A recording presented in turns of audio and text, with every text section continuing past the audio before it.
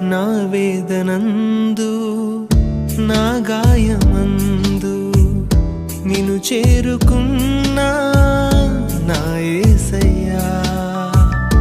నీ చరణమందు నీ ధ్యానమందు నిన్ను కోరుకున్నా నీ ప్రేమకై.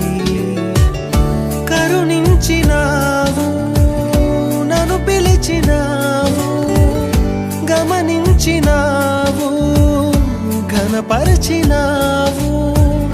నీవే గదే